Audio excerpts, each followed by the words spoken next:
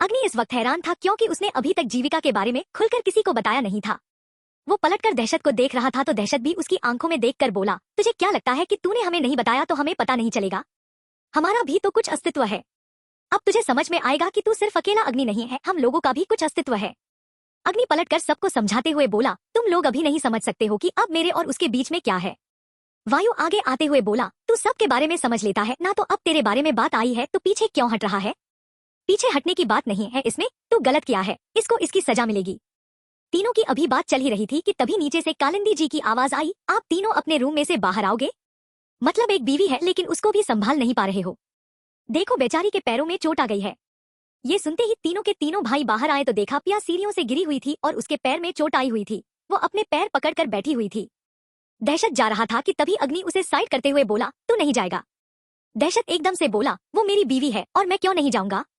सिर्फ इतनी सी गलती के लिए ऐसा नहीं तुम लोग करोगे, बता रहा हूं अभी। तुम मुझे नहीं रोक सकते हो। भले तू बड़ा है तो इसका क्या मतलब है? इस पर वायु उसे साइड करते हुए बोला, दोनों ही कह रहे हैं कि तू नहीं जाएगा। मुझे पता है कि तेरी पत्नी है लेकिन हम दोनों की भी है, तो इस बार तू नहीं। ऐसा कहकर अग्नि और वायु दोनों ही अपनी कॉलर सही करते हुए जल्दी से नीचे पहुंचे। अग्नि ने तुरंत पिया को अपनी बाहों में उठा लिया और पिया नजर झुकाकर बस उसे देखे जा रही थी। वायु को पिया बहुत मासूम लगती थी और रियलिटी में पिया बहुत मासूम थी और वो ये बात जान चुका था।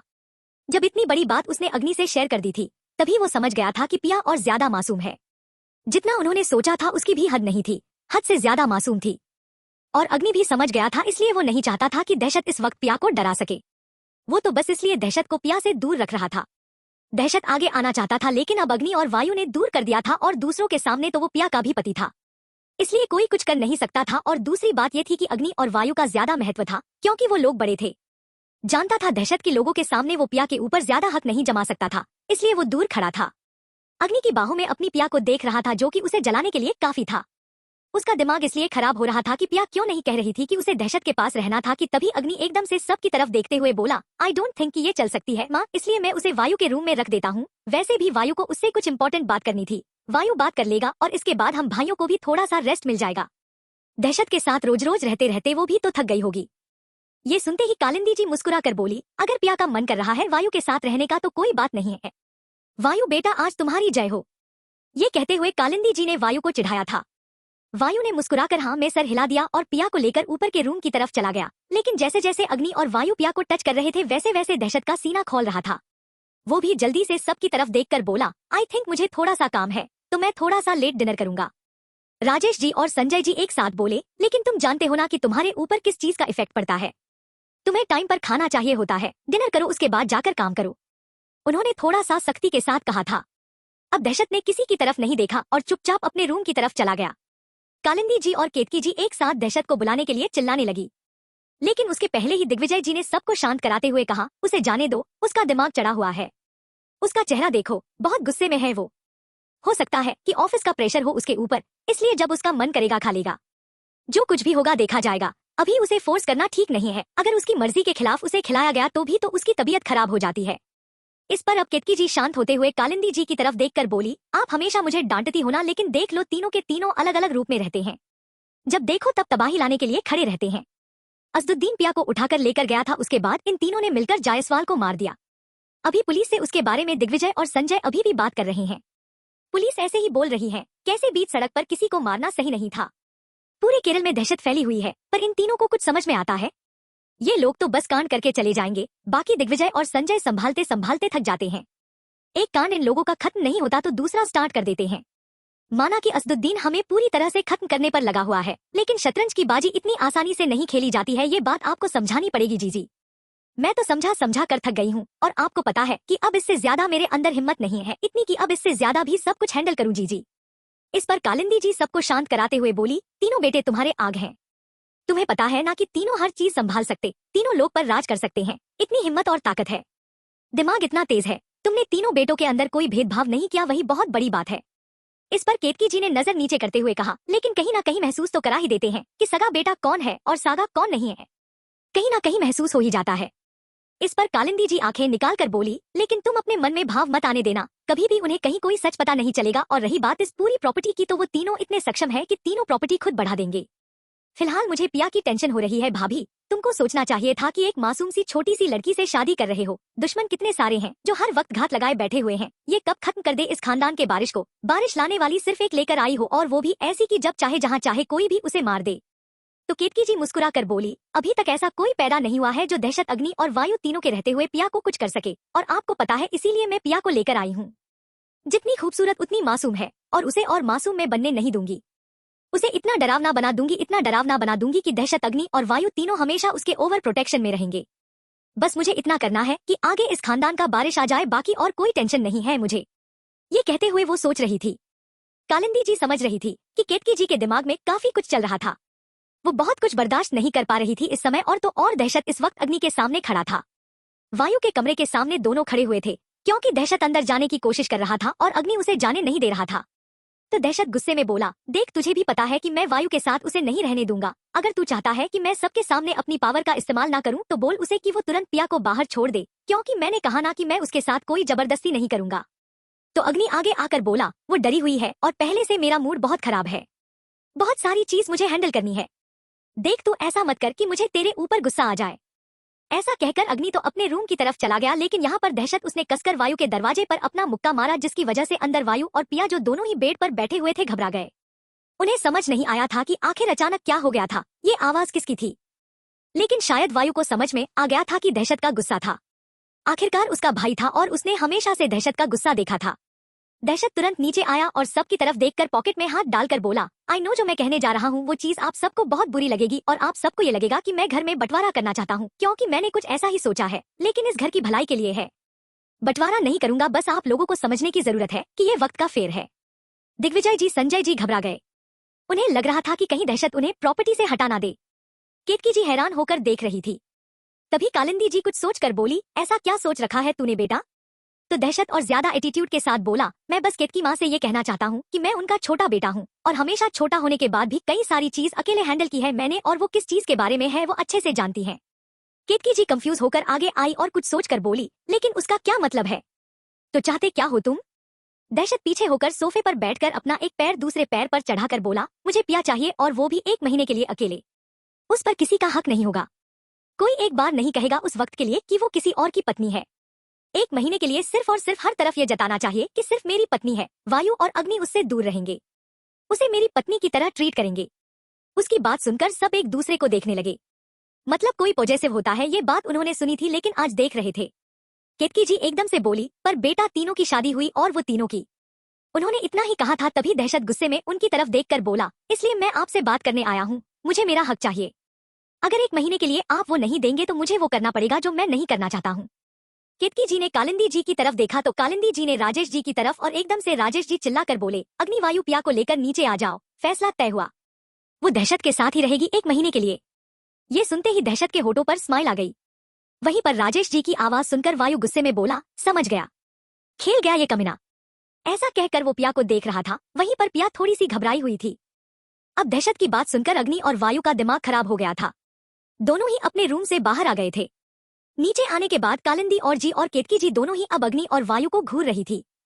अग्नि को समझ नहीं आ रहा था कि ये दहशत हमेशा खेल क्यों खेलता था। वो तीनों भाई थे तो वो बात क्यों नहीं करता था। वहीं पर दहशत ऐसे मुस्कुरा रहा था जैसे उसने जंग जीत ली थी। वो खड़ा हुआ और अपने दोनों हाथों को देखकर स्टाइल मारते हुए बोला, आई थिंक अगर बात करने से मैटर सुलझ जाता तो हम क्यों ही अपना टाइम वेस्ट करते हैं ना। मैं तो एनर्जी भी वेस्ट कर रहा हूँ। वैसे माँ और बुआ आप दोनों ने समझा दिया है ना। मुझे नहीं लगता कि आप दोनों को समझाने के बाद ये लोग इतने बेवकूफ है कि नहीं समझेंगे मेरी बात। ऐसा कहकर वो खड़ा हुआ और सीटी बजाते हुए ऊपर जाने लगा तो अग्नि ने अपनी आंखें बंद करते हुए कहा, बड़ा मैं हूँ माँ, यहाँ पर मेरी चलनी चाहिए, लेकिन हर बार आप इसकी सुनते हो। इस पर केतकी जी सामने आते हुए बोली, वो तो जिद्दी है, तू तो समझदार है, तू बड़ा है इसलिए तो तुझे समझदारी दिखाने के लिए कहती हूँ मैं अग्नि। वो छोटा है, उसे जिद करने का हक है, जाने दो ना, छोड़ो ना। अब केतकी जी की बात सुनकर वायु गुस्से में बोला, हर बार उसकी जिद जाती है। बुआ जी आप भी तो बोल सकती हो ना एक बार की हमारी भी कभी बात सुन ली जाए, रख ली जाए, लेकिन नहीं। 1 महीने के लिए बोल रहा है, 1 महीना। ऐसा कहकर वो गुस्से में अपने रूम की तरफ चला गया तो अग्नि ने भी बस केतकी जी की तरफ आंख दिखाते हुए इतना सा कहा, इस चीज के लिए देखना आप बाद में बहुत पछताएंगी, वो बहुत ज्यादा आगे निकल रहा है वो। ऐसा कहकर वो भी अपने रूम में चला गया तो केतकी जी अपने सर पर हाथ रखते हुए बोली, देखो ऐसे कभी नहीं लड़ते थे मेरे बच्चे, वो हमेशा साथ रहते थे। तो कालिंदी जी मुस्कुरा कर बोली, अभी भी एक साथ ही है केतकी की, बस शो ऑफ करना बंद हो गया है। कुछ तो चल रहा है इन तीनों के दिमाग में। इस पर केतकी जी कंफ्यूज होते हुए बोली, अगर ऐसा है तो ये लोग मेरे सामने ये चीज रखते क्यों नहीं है? विधि कहाँ है? विधि को बुलाओ, उसे जरूर पता होगा कि इसके तीनों भाई क्या करना चाहते हैं। वहीं पर विधि जो धीरे धीरे सीढ़ियों से नीचे आ रही थी, अचानक से अपना नाम सुनकर अपने रूम की तरफ जाने लगी। तभी राजेश जी चिल्लाकर बोले, विधि नीचे आओ। आवाज सुनते ही विधि अपने सर पर हाथ रखते हुए बोली, मर गए, छोड़ेंगे नहीं ये लोग तो। ऐसा कहकर वो जल्दी से पलट गई और दांत निकाल कर बोली, वो बुआ जी मुझे थोड़ा सा काम है ना, मैं भाभी से मिलकर आती हूँ। कालिंदी जी ने उसे तुरंत नीचे आने को कहा तो विधि नीचे आई। अब केतकी जी उसे पकड़कर घसीटकर अपने सामने करते हुए बोली, विधि देखो तुम मेरी बेटी हो और मेरी बेटी होने तक तुम्हें मुझे बताना होगा आखिर इन तीनों भाई के दिमाग में चल क्या रहा है। कुछ तो करने वाले हैं ये, ऐ ना? इस पर विधि अपने मन में बोली, पता नहीं, मुझे भी तो आधी बात पता है और आधी बात बताई तो दोनों तरफ से जाऊंगी। यहाँ पर मार खाऊंगी और फिर भाइयों से भी मार खाऊंगी। विधि तो किसी की तरफ नहीं रहेगी, इससे अच्छा यहीं पर मार खा ले, अगर किसी भाई ने देख लिया तो तुझे बचा लेगे। वो दांत निकाल कर बोली, आपको तो पता है माँ की वो सब अगर कोई काम करते हैं तो सीक्रेटली करते हैं, मुझे क्या ही आइडिया होगा। मैं मानती हूँ कि सारे भाई मुझे बहुत प्यार करते, लेकिन मैं इकलौती बहन और सबसे छोटी हूँ इसलिए, और बाकी मेरा इसमें कोई हाथ नहीं है। मैं खुद परेशान हूँ कि आखिर इतने बदले बदले से क्यों है। अपने भाइयों के बीच में लड़ाई नहीं देख सकती हूँ। विधि ने इतनी बढ़िया एक्टिंग की थी कि उसका चेहरा देखकर लग रहा था कि सच में वो सच ही कह रही थी। कालिंदी जी उसकी तरफ देख रही थी। वही केतकी जी ने अपना हाथ बढ़ाया ही था विधि को मारने के लिए, उसके पहले ही अग्नि की आवाज आई, माँ उसे क्यों मार रही हो आप? उसे सच में नहीं पता है और न ही हम कुछ कर रहे हैं। इस वक्त सिचुएशन आपने ही खड़ी की है, आप चाहती ही थी कि आपके सारे ही बेटे लड़े आपस में, तभी तो आपने एक लड़की से तीनों की शादी कराई है। हम तीनों सोच तो रहे थे पहले कि इसे डिवाइड कर सकते हैं, बट अब हमें लग रहा है कि हमारे जो पर्सनल मोमेंट है एक दूसरे के साथ वो हम नहीं कर सकते हैं। आपके खानदान की परंपरा है, हम वो परंपरा निभा रहे हैं और इससे ज्यादा हमारे बीच में कोई बॉन्ड मत देखना, क्योंकि हम एक साथ रह रहे हैं, क्योंकि हमारे दुश्मन एक है बस, और कुछ नहीं। लगता है कि इसी शादी की वजह से। कुछ भी नहीं, कुछ भी नहीं, कहकर अग्नि ऊपर की तरफ चला गया।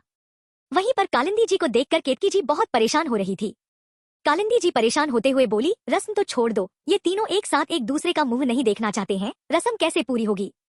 जब तक ये तीनों एक साथ लड़ते रहेंगे रस्म पर ध्यान ही नहीं जाएगा। बेचारी वो लड़की।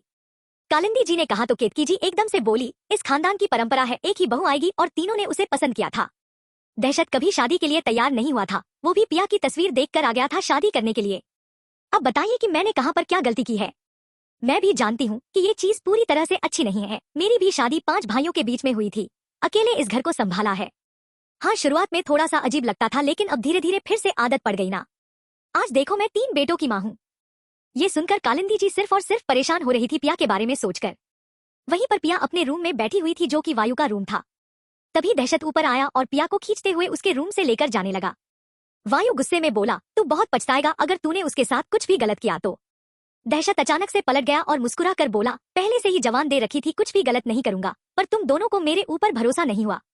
नाम है मेरा, मेरा नाम सुनकर ही लोग दहशत में आ जाते हैं, और ये चीज अब से तुम दोनों पर भी लागू होगी, क्योंकि जब जब तुम लोग मुझे पिया को छीनने की कोशिश करोगे तब तक मैं कुछ ऐसा करूंगा कि तुम्हारे ऊपर बम की तरह फटूंगा। ऐसा कहकर उसने पिया की तरफ देखा और मुस्कुरा कर बोला, और तुम दूर जा रही थी ना मुझसे? तुम्हें बहुत शौक था ना? तुम चलो तो मेरे साथ।